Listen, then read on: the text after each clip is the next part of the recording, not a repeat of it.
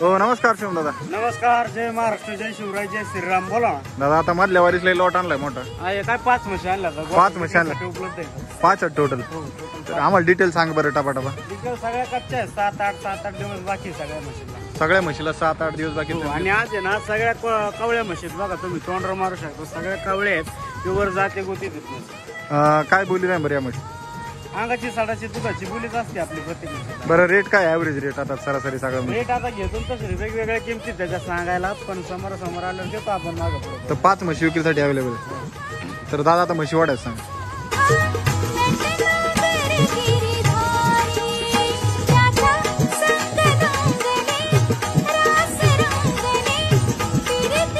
म्हशी जर तुम्हाला खरेदी करायची असतील तर दादा कॉन्टॅक्ट नंबर द्या ना.